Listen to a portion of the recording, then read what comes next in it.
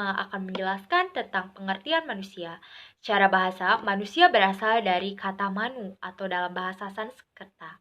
Dan ada juga mens dalam bahasa Latin yang berarti berpikir. Berakal budi atau makhluk yang berakal budi dalam kata lain dapat menguasai makhluk lain. Secara istilah, manusia dapat diartikan sebagai sebuah konsep atau sebuah fakta, sebuah gagasan, atau sebuah realitas, sebuah kelompok dalam kata lain genus, atau sebagai seorang individu. Pengertian nilai.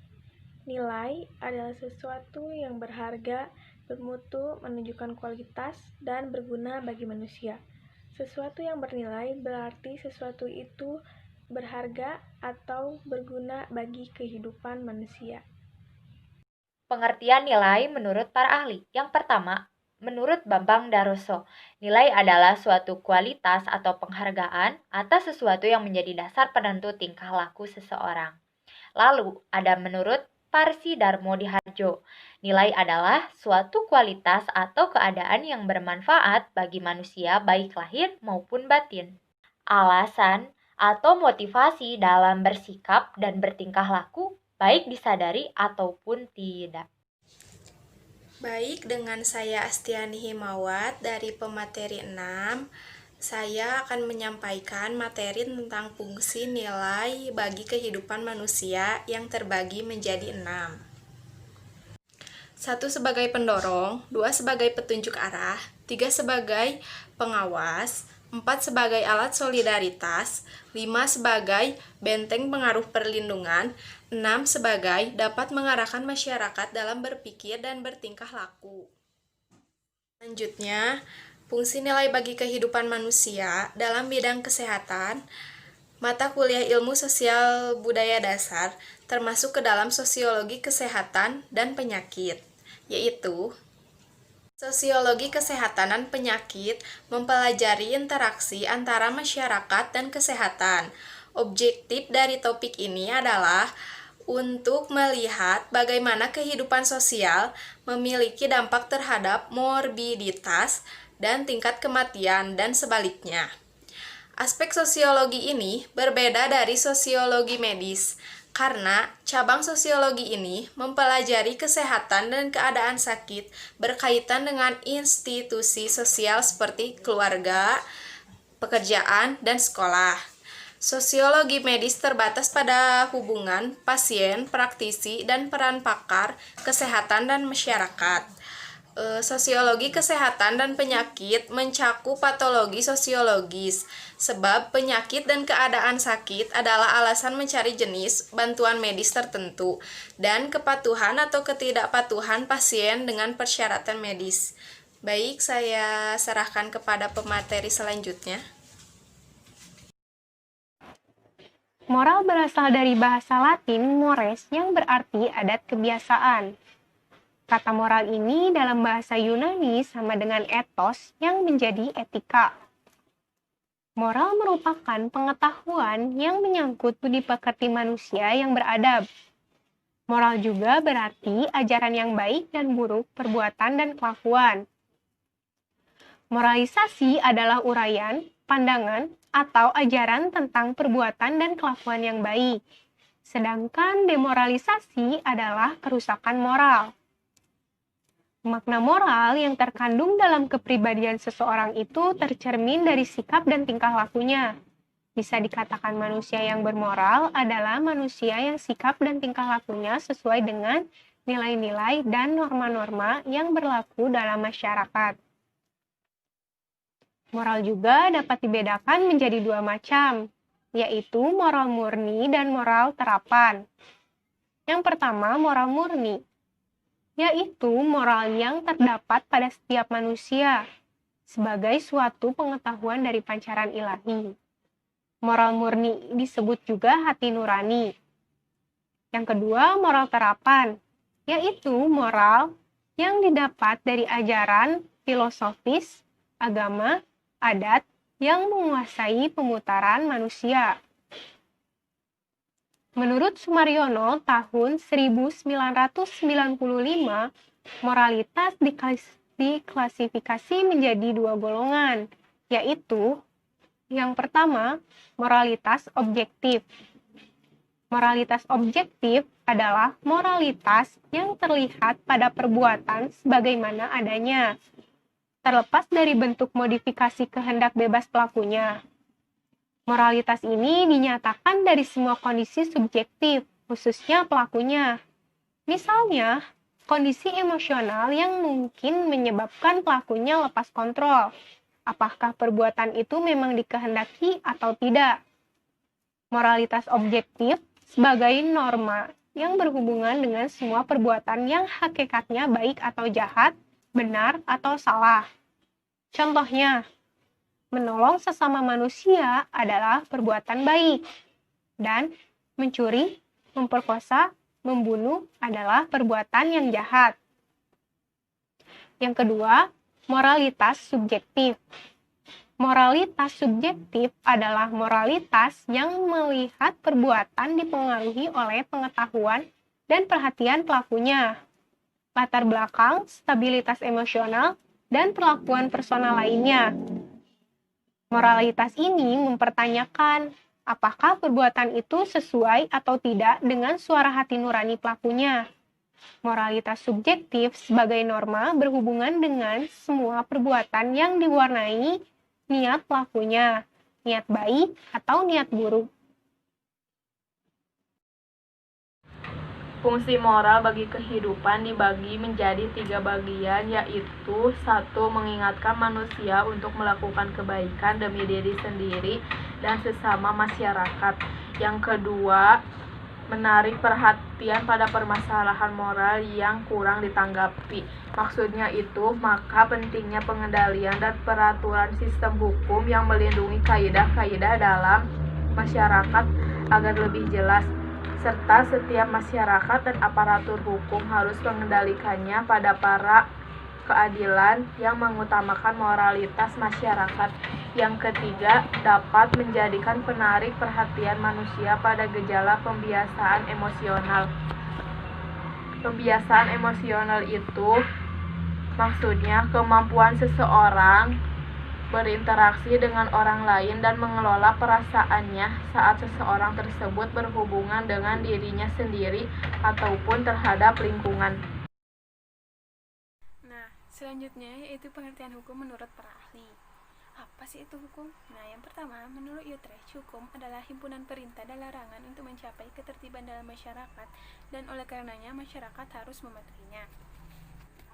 Nah, yang kedua, menurut Simon Rankir, hukum adalah peraturan yang bersifat memaksa dan sebagai pedoman tingkah laku manusia dalam masyarakat yang dibuat oleh lembaga berwenang, serta bagi siapa saja yang melanggarnya akan mendapat hukuman.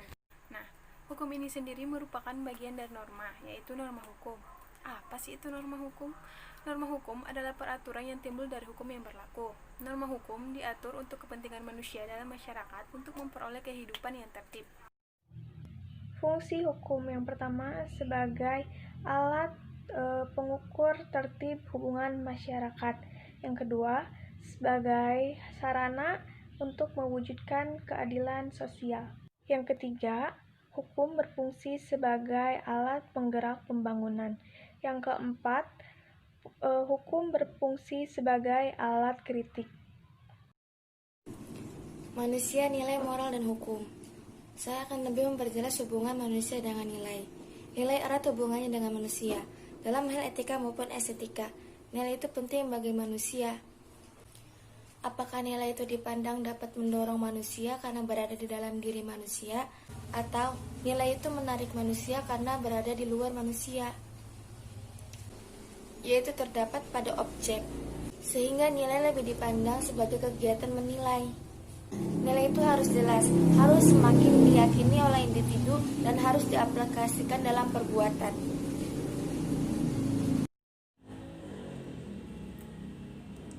Nah teman-teman, kita lanjutkan kepada hubungan manusia dengan moral. Apa itu moral? Moral memiliki arti yang hampir sama dengan etika. Etika berasal dari bahasa kuno yang berarti ethos. Dalam bentuk tunggal, ethos memiliki banyak arti, yaitu tempat tinggal biasa, padang rumput, kebiasaan, watak, adat, sikap, dan cara berpikir.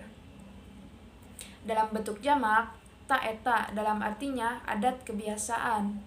Nah, dan moral dari bahasa Latin yaitu mos, jamaknya mores, yang berarti adat, cara, dan tempat tinggal. Dengan demikian secara etimologi kedua kata tersebut bermakna sama, hanya asal-usul yang berbeda, di mana etika dari bahasa Yunani sedangkan moral dari bahasa Latin. Nah, hubungan manusia dengan moral, manusia juga sangat berkaitan dengan moral dalam kehidupan bermasyarakatnya. Moral tersebut menjadi pegangan seseorang atau kelompok dalam mengatur tingkah lakunya dalam tindakan nilai yang positif. Manusia yang tidak memiliki nilai moral disebut amoral, artinya dia tidak bermoral, dia tidak memiliki nilai positif. Oleh karena itu, moral adalah hal mutlak yang harus dimiliki oleh manusia. Nah, teman-teman, sekarang kita akan membahas hubungan hukum dengan manusia. Pada dasarnya, manusia, masyarakat, aturan, dan hukum merupakan suatu pengertian yang tidak dapat dipisahkan. Untuk mencapai kesejahteraan masyarakat, maka dibutuhkan aturan atau hukum untuk mengatur setiap kehidupan atau hubungan antar manusia dengan masyarakat. Nah, hubungan antar manusia dengan masyarakat itu seperti apa sih? Pada dasarnya, manusia merupakan makhluk individu atau makhluk perseorangan, mempunyai pemikiran dan kehidupannya sendiri. Namun, tidak dapat dipungkiri bahwa manusia merupakan bagian dari masyarakat. Manusia dilahirkan, hidup, tumbuh, dan berkembang pada suatu lingkungan yang pastinya pada lingkungan tersebut pasti terdapat sekelompok orang yang dinamakan dengan masyarakat. Namun, manusia juga merupakan makhluk sosial atau manusia merupakan makhluk yang tidak bisa hidup sendiri. Pastinya, manusia membutuhkan bantuan orang lain dan membutuhkan dukungan orang lain dalam melangsungkan kehidupannya. Manusia pastinya juga memiliki sifat ingin berkumpul, ingin bergabung, ingin berteman dengan masyarakat di lingkungannya. Itulah mengapa bahwa manusia dikatakan sebagai bagian dari masyarakat, karena jika tidak ada manusia, masyarakat tidak akan tercipta. Nah, sekarang bagaimana sih hubungan hukum dengan manusia dan masyarakat? Hubungan hukum dengan manusia. Ketika manusia dilahirkan, hukum sudah melekat dan hukum sudah menjadi bagian dari manusia itu sendiri. Semua tindakan yang kita lakukan harus sesuai dengan aturan dan hukum. Misalnya saja ketika kita ditanya, "Mengapa kamu menghargai perbedaan?" Karena ini merupakan sebuah aturan yang diwajibkan oleh negara untuk saling menghargai sesama perbedaan atau yang disebut dengan toleransi. Lalu misal, kenapa kamu memakai pakaian yang tertutup? Karena ini adalah aturan agama. Lalu, kenapa kamu memakai kebaya? Karena ini adalah aturan dari adat saya sendiri. Ini adalah aturan dari lingkungan masyarakat saya sendiri. Itulah mengapa hukum menjadi bagian dari kehidupan manusia. Hukum juga bisa dikatakan sebagai pengendali atau tolak ukur dari setiap tindakan yang akan kita lakukan. Nah, sekarang bagaimana sih hubungan hukum dengan masyarakat? Kita pasti pernah mendengar istilah bahwa di mana ada hukum, pasti ada masyarakat. Di mana ada masyarakat, pasti ada hukum. Pada suatu kelompok masyarakat, tentunya akan terdapat banyak perbedaan. Baik itu dari perbedaan pemikiran, pendapat, perilaku, bahasa, dan lain sebagainya. Nah, hukum di sini berperan sebagai penengah dan penyamar rata dari setiap perbedaan yang ada pada masyarakat tersebut. Hukum juga mengatur setiap kehidupan dari masyarakat, karena jika pada suatu masyarakat tidak ada hukum, maka kehidupan masyarakat tersebut tidak akan teratur dan tidak akan terkendali. Mungkin saja jika tidak ada hukum, masyarakat akan melakukan tindakan yang akan merugikan dirinya sendiri, bahkan merugikan orang lain. Lalu, masyarakat juga dikatakan sebagai tempat atau wadah bagi berlakunya hukum, karena hukum tidak akan berlaku jika tidak ada masyarakat. Dan tidak dapat dipungkiri juga bahwa hukum itu bersifat mengatur, mengikat, serta mengendalikan setiap tindakan atau setiap perilaku yang akan kita lakukan. Namun, berkat adanya hukum, kita sebagai manusia dan masyarakat sampai saat ini bisa bertahan, bahkan menyesuaikan diri dengan perbedaan yang ada di tengah-tengah masyarakat. Selain mengatur kehidupan dan tindakan yang akan kita lakukan, hukum juga mengatur beberapa aspek lainnya, misalnya saja seperti pekerjaan. Setiap pekerjaan pasti dilandasi atau harus sesuai dengan aturan-aturan tertentu. Misal sebagai contoh pekerjaan atau profesi seorang bidan. Selain dari mengabdikan dirinya terhadap pekerjaannya, seorang bidan juga harus menolong, membantu, serta menyelamatkan jiwa ibu yang melahirkan serta bayi yang dilahirkan. Tentunya, setiap tindakan pada saat menolong ibu bersalin sesuai dengan prosedur dan aturan yang sudah ditetapkan. Jika bidan tersebut melanggar atau tidak mematuhi aturan tersebut, maka akan ada konsekuensi atau hukum yang harus dipertanggungjawabkan. Karena setiap orang atau setiap manusia yang melanggar aturan pasti akan mendapatkan hukum. Nah, teman-teman, itulah sekilas penjelasan hubungan antara hukum dengan manusia dan masyarakat. Hukum tidak akan berarti tanpa dijiwai moralitas. Hukum akan kosong tanpa moralitas. Mengapa? Karena orang yang mempunyai jiwa moralitas tentunya dia akan menghargai pada setiap aturan yang sudah dibuat, serta takut akan hukum yang sudah ditetapkan. Orang yang bermoralitas pastinya akan sadar akan aturan dan menyesuaikan dirinya terhadap berbagai aturan dan hukum, misalnya saja hukum negara, hukum agama, ataupun hukum adat istiadat. Berbeda dengan orang yang tidak bermoralitas atau orang yang tidak mempunyai jiwa moralitas. Dia akan acuh tak acuh terhadap aturan dan hukum, dan mungkin saja dia akan menjadi sasaran dari hukum itu sendiri. Nah, teman-teman, kita sebagai manusia yang baik, sebagai masyarakat yang baik, hendaknya senantiasa patuh terhadap aturan dan takut akan hukum, karena hukum dibuat untuk manusia dan ditegakkan juga oleh kita, manusia. Karena hukum dibuat bukan untuk mendiskriminasi. Hukum dibuat untuk memberikan keadilan pada setiap manusia dan masyarakat. Hukum juga dibuat sebagai penyamarata dari setiap golongan masyarakat yang berbeda, sehingga manusia itu sama di mata hukum. Hukum merupakan suatu hal yang sangat penting untuk kita jaga dan kita patuhi. Setiap norma hukum harus sesuai dengan norma moral seseorang. Jadi, kesimpulan menurut kelompok kami, manusia, nilai moral dan hukum adalah suatu hal yang saling berkaitan dan saling menunjang. Sebagai warga negara, kita perlu mempelajari, menghayati, dan melaksanakan dengan ikhlas mengenai nilai, moral, dan hukum, agar terjadi keselarasan dan harmoni kehidupan.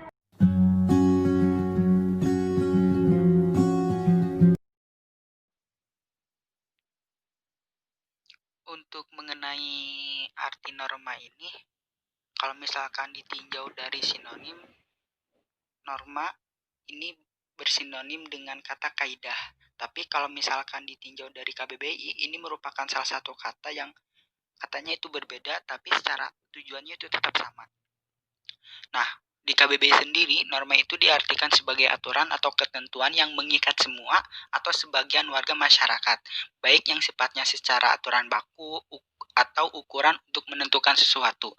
Sedangkan kata kaidah sebagai sinonimnya di dalam KBBI sendiri merupakan atau bisa diartikan sebagai perumusan asas-asas yang menjadikan hukum, aturan tertentu, patokan, atau bisa disebut juga dalil. Nah, kurang lebih kalau misalkan ditinjaunya dari KBBI seperti itu gitu bunyinya. Nah, untuk penguatnya seingat yang Fauzan juga, maaf juga kalau misalkan kurang lebih di bukunya Jimli Asidki, beliau mengartikan bahwa norma atau kaidah itu merupakan pelembagaan nilai-nilai baik dan buruk dalam bentuk tata aturan yang sifatnya itu bisa berisi kebolehan, anjuran, atau perintah. Nah, di Jimli Asidki sendiri mengartikan lebih jauhnya lagi bahwa norma atau kaidah ini terbagi menjadi dua gitu. Yang pertama itu norma etika, dan yang kedua itu norma hukum. Norma etika itu meliputi soal norma susila, norma agama, dan norma kesopanan. Nah, untuk bisa dicermati lagi, untuk norma yang pertama, norma etika ini, nanti teman-teman bisa lebih baca-baca lagi gitu mengenai bukunya Jimli Asidki atau filsafat hukum yang lain-lainnya. Dan yang kedua, itu norma hukum. Nah, norma hukum itu merupakan salah satu tujuannya, kalau nggak salah, itu lebih merucut kepada cita-cita kedamaian hidup antar pribadi, keadaan damai terkait dimensi lahiriah ataupun batiniah yang menghasilkan keseimbangan antara ketertiban dan ketentraman mengenai hidup ini gitu. Nah, kurang lebih kalau arti norma hukum itu seperti itu. Sedangkan kalau ingin lebih jauhnya lagi, norma ini kalau nggak salah di pendapatnya Soeharjono Soekanto itu memiliki sifat, yang mana sifatnya ini terbagi menjadi dua. Yang pertama itu imperatif, yang kedua fakultatif. Imperatif ini artinya yaitu perintah yang secara a priori harus ditaati baik berupa suruhan maupun larangan. Nah, a priori ini merupakan pengetahuan yang ada sebelum bertemu dengan pengalaman, atau bahasa sederhananya, a priori ini merupakan sebuah istilah yang dipakai untuk menjelaskan bahwa seseorang dapat berpikir dan memiliki asumsi tentang segala sesuatu sebelum bertemu dengan pengalaman dan akhirnya mengambil kesimpulan. Nah, kurang lebih seperti itu. Nah, sedangkan sifat yang kedua itu fakultatif, yaitu tidak secara a priori mengikat atau wajib dipatuhi. Nah, kurang lebih seperti itu gitu mengenai norma.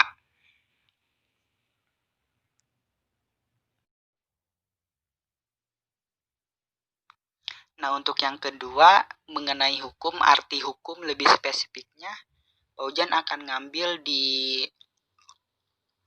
bukunya Filsafat Hukum, Teori dan Praktik, karangannya kalau nggak salah Profesor Dr. Soekarno, Abu Hurairah SH, Profesor Dr. Muhadar, kemudian Maskun Sarjana Hukum. Nah, kurang lebih Paujan akan ngambil arti hukum dari buku tersebut, dan nanti akan diambil juga arti hukumnya dari tokoh-tokoh yang masih Paujan ingat. Kalau misal secara arti, sebenarnya sih untuk ruang lingkup hukum sendiri, pengertian hukum masih belum ada kesepakatan dari pakar ilmuwan hukum dalam mendefinisikan apa itu hukum. Disebabkan ini terbagi menjadi beberapa faktor, tapi secara kerucut ini terbagi menjadi dua faktor. Kenapa hukum nggak bisa dicetuskan atau bisa disebut ketika mengartikan hukum itu harus seperti ini gitu. Nah, jadi faktor yang pertamanya itu internal dan faktor yang kedua eksternal.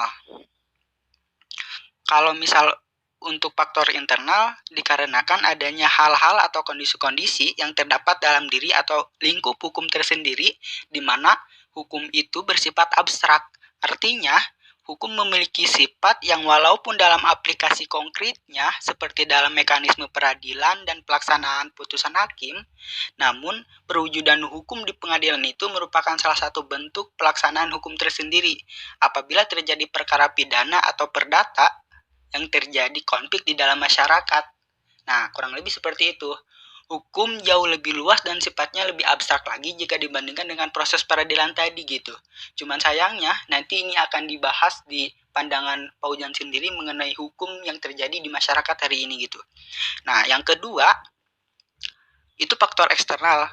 Artinya kenapa hukum itu nggak ada arti secara spesifik? Dikarenakan kalau misal ditinjaunya secara eksternal, dikarenakan adanya hal-hal atau kondisi yang mempengaruhi kesulitan mendefinisikan hukum yang ada di luar hukum. Karena pertama, faktor bahasa. Kurang lebih dikarenakan adanya kesulitan membahasakan simbol atau lambang-lambang hukum yang disebabkan beragamnya bahasa-bahasa di dunia. Artinya, keanekaragaman bahasa di dunia ini menyebabkan kesulitan untuk mendefinisikan simbol-simbol hukum dalam bahasa yang dapat dimengerti dan dipahami oleh manusia secara universal. Yang mana Hal ini menunjukkan bahwa faktor bahasa menjadi salah satu juga penyebab kenapa hukum sulit didefinisikan gitu, kurang lebihnya. Dalam misalkan kalau ingin lebih mudah lagi, dikarenakan tadi nih udah tahu kenapa hukum gak bisa didefinisikan. Nah, sekarang kita akan tinjau dulu di hukum arti dalam KBBI, Kamus Besar Bahasa Indonesia. Di KBBI kurang lebih, kalau Paujan gak salah, itu diartikan yang pertama, hukum itu sebagai peraturan. Yang kedua, sebagai undang-undang, peraturan, dan lain sebagainya. Kemudian yang ketiga itu sebagai patokan atau kaidah ketentuan mengenai peristiwa tertentu. Yang selanjutnya arti hukum itu yaitu keputusan atau pertimbangan yang ditetapkan oleh hakim di pengadilan atau vonis. Secara sederhana, hukum dapat dipahami sebagai peraturan-peraturan atau norma-norma yang mengatur tingkah laku manusia dalam suatu masyarakat, baik peraturan atau norma itu berupa kenyataan yang tumbuh dan berkembang dalam masyarakat, maupun peraturan atau norma yang dibuat dengan cara tertentu yang ditegakkan oleh penguasa. Nah, kurang lebih arti hukum tersendiri itu seperti itu gitu. Memang cukup rumit juga kalau misalkan ditanya soal pengertian apa itu hukum. Nah, sedangkan yang selanjutnya agar lebih diperkuat lagi, hukum kalau misalkan ditinjau dari salah satu tokoh terkenal yaitu Carl von Savigny, beliau mengartikan bahwa hukum itu adalah aturan yang terbentuk melalui kebiasaan dan perasaan kerakyatan. Artinya, hukum itu melalui pengoperasian kekuasaan secara diam-diam, yang mana hukum berakar pada sejarah manusia, di mana akarnya dihidupkan oleh kesadaran, keyakinan, dan kebiasaan warga masyarakat. Nah, kurang lebih seperti itu gitu, mengenai hukum, yang dimana kalau ingin lebih bahasa sederhananya, ingin lebih tahu lagi, jadi di hukum sendiri ada istilah di mana di sana ada masyarakat, berarti di sana itu ada hukum. Nah, itu sebagai penutupnya gitu. Jadi kurang lebih arti dari hukum itu ya seperti tadi gitu. Kalau menurut Paujan pribadi dari beberapa sumber yang Paujan dapat dan yang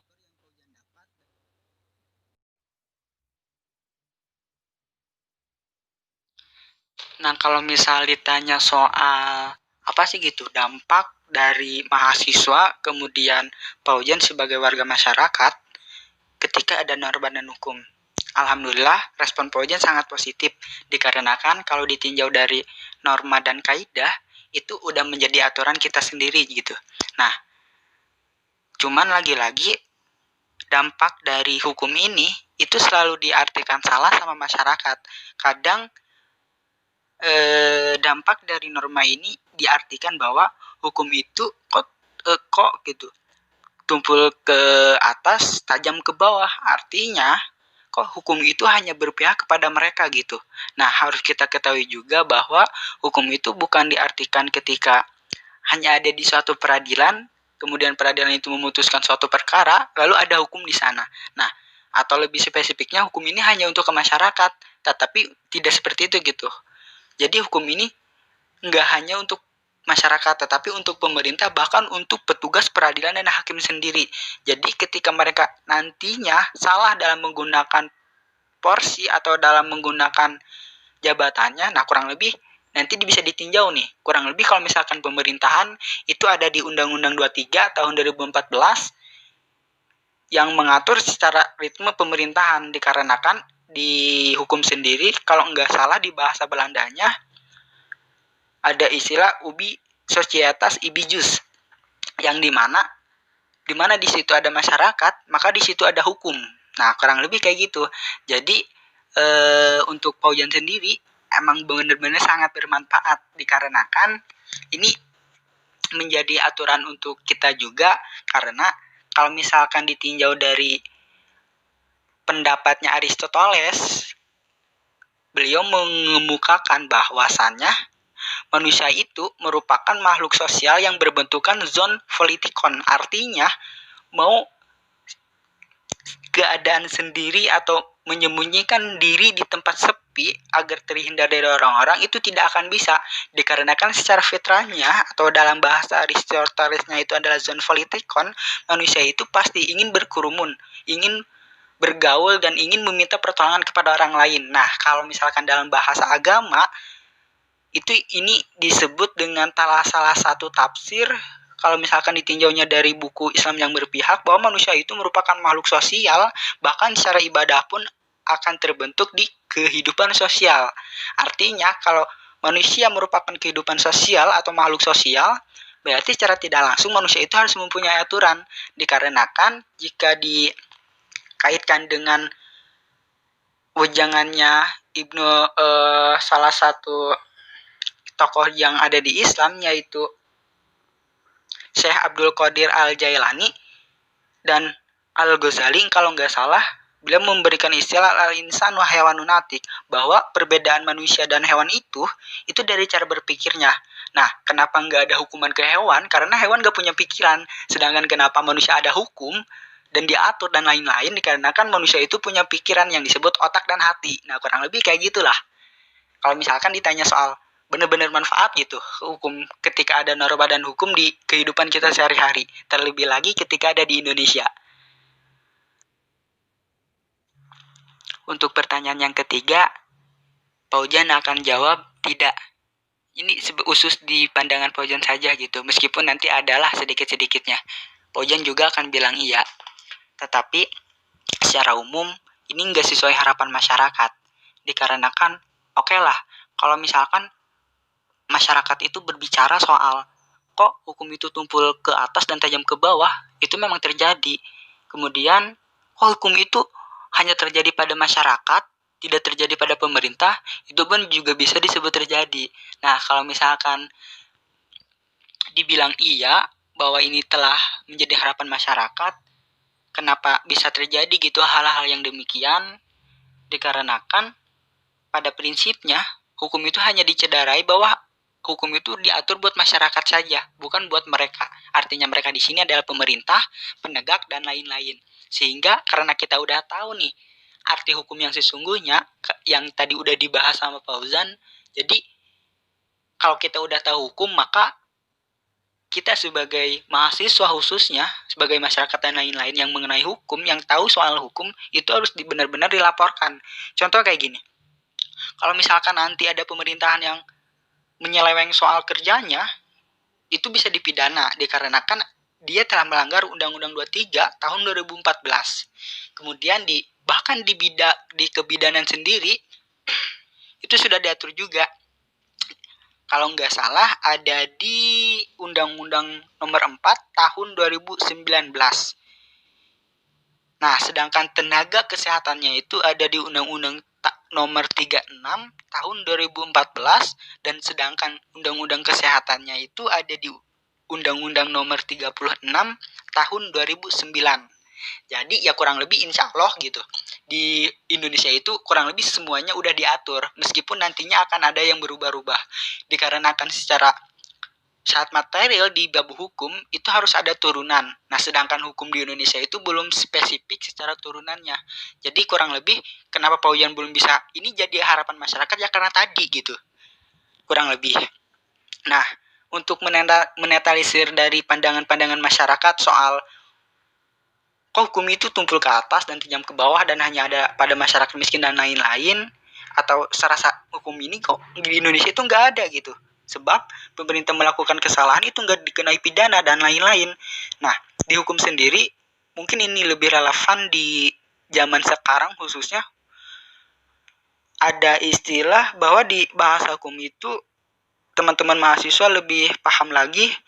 Ada istilah law sometimes sleep but never die, bahwa hukum itu terkadang tidur tetapi hukum tidak pernah mati. Nah, kurang lebih kayak gitulah. Ini sebagai bahan refleksi kalau bahasa filsafatnya atau bahasa agamanya itu adalah muhasabah gitu.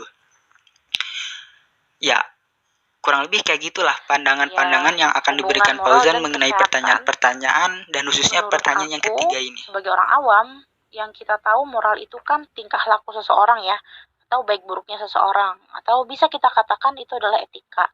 Segala hal yang kita lakukan pastinya memiliki aturan yang berlaku, yang akan menentukan gimana cara kita bersikap di suatu tempat. etika juga berhubungan dengan semua aspek dari tindakan dan keputusan yang kita ambil atau manusianya ambil. Maka etika merupakan bidang kegiatan yang sangat luas ya, menurut aku, yang kompleks banget. Kalau kita kaitkan dengan kesehatan, hal ini bisa jadi berkesinambungan sekali.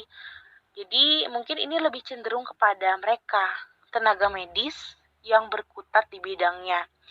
Karena pada hakikatnya etika dalam kesehatan itu bertujuan mengatur bagaimana mereka sebagai tenaga medis memberikan jasa pelayanan kesehatan. Selain itu, nilai luhur dalam tingkah laku ini juga berhubungan sangat erat dengan hati nurani ya. Kalau kita tahu tenaga medis itu mereka bekerja siang dan malam, kadang ada shift malam juga kan, nggak cuma dokter tapi perawatnya itu benar-benar mereka bekerja secara ikhlas, menggunakan hati nurani untuk memberikan pelayanan yang terbaik. Nah, itu menurut aku kalau kita memandang hubungan moral yang berkaitan dengan kesehatan.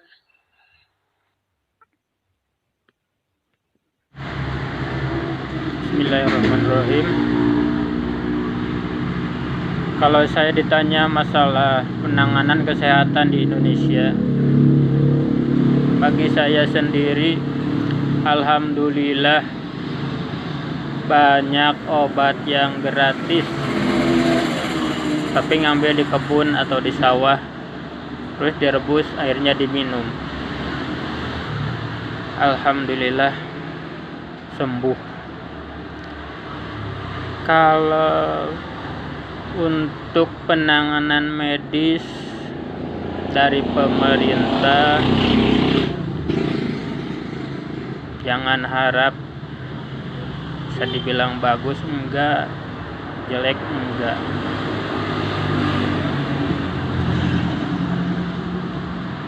Selama dananya terus dikorupsi, jangan harap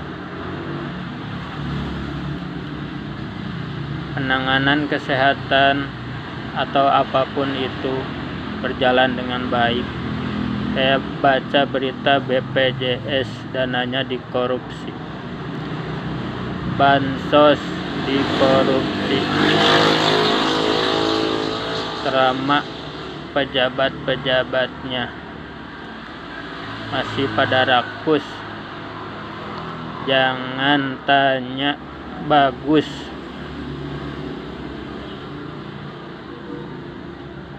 bisa dinilai sendiri. Terima kasih. Assalamualaikum, bismillahirrahmanirrahim. Di sini saya akan menceritakan pengalaman saya ya waktu itu tentang kesehatan ibu saya almarhumah sama bapak saya almarhum. Beliau sekarang telah meninggal dunia ya. Waktu itu ibu saya dirawat di rumah sakit yang sebelumnya beliau tidak menggunakan BPJS. Saya rawat dan urus dengan menggunakan biaya umum ya, yang biasa gitu. Pas keluar masuk udah 3 kali baru saya daftar BPJS, dan alhamdulillah ibu saya dirawat dengan sistem BPJS.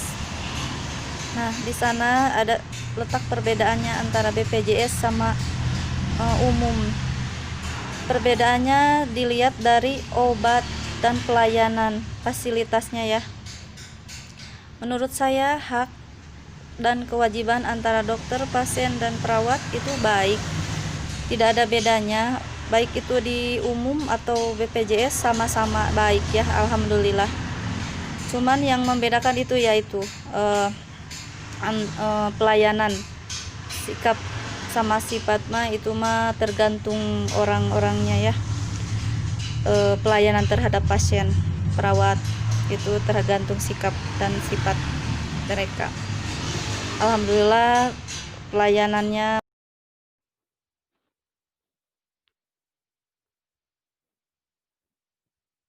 Assalamualaikum warahmatullahi wabarakatuh. Di sini saya akan sedikit menjelaskan pandangan saya tentang moral. atau yang lebih kita kenal dengan etika. Menurut saya, etika ini wajib dimiliki diri setiap insan manusia yang hidup di muka bumi ini. Karena etika ini akan sangat berpengaruh dalam kehidupan bermasyarakat kita ke depannya. Ketika kita sudah beretika baik kepada orang lain, maka orang lain pun akan menilai diri kita baik. Begitupun sebaliknya, ketika kita sudah beretika tidak baik, maka orang lain pun akan menilai diri kita tidak baik. Makanya menurut saya, etika ini wajib diajarkan kepada diri setiap manusia sejak mereka lahir. Dari mulai orang tua sampai ke jenjang sekolah, yaitu guru-guru harus mengajarkan bagaimana cara beretika yang baik terhadap orang lain, agar kedepannya mereka bisa menjadi manusia yang berguna bagi masyarakat, bangsa, dan juga negaranya. Mungkin sekian pandangan saya tentang moral atau etika ini. Kurang lebihnya mohon maaf. Wassalamualaikum warahmatullahi wabarakatuh.